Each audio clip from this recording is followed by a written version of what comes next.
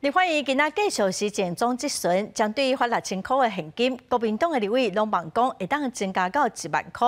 有立委嘛正关心讲，所谓发展部已经伫2月底完成领钱相关系统的开发，现金6000块到底什么时阵才领会到？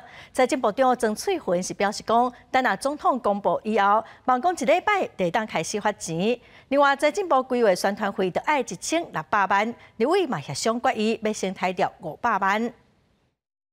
中央部会首长车伯拢来到立法院，因为立委要审议后特别预算案，审议一开始，国民党立委就话讲，破发现金金额要增加，为6000提悬到1万。因为这本预算是这个特别预算，那个像那个委员手的提案列入公务年度预算是另外一本预算，你不要又给我扯开了。 我现在讲的就是有些预算不重要的就把它不是不重要，它可以缓一点，不见得放在这个时候嘛。你如果要发6000块哈，本息就不领了啦，N 个罗明才都不领。 那你多出来的钱你要怎么处理？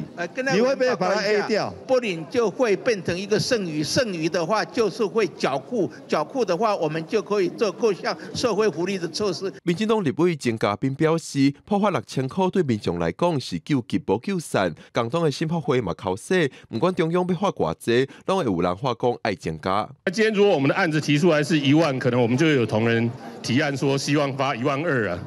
如果我们政府的提案是发12000，可能就有同仁提出来说希望发15000了哦。反正你说了，不管结果怎么样哦，这个大概听下就干嘛赞。有些人来讲6000都嫌太多，你再给他多1万还是太多。有的人6000本来就太少，你就给他10万，他还是嫌太少。不要呢缓不济急，但也不要过犹不及。 那6000元呢？我认为呢是刚刚好。特别预算规划要以500亿挹注台电的亏损，罗斯堡提案减跌200亿，煞来增加破发现金到1万块。朱特别表示，这牵涉到其他委员的提案，要是要尊重其他各委员的意见，落尾提案保留。记者郭文条随台北报道。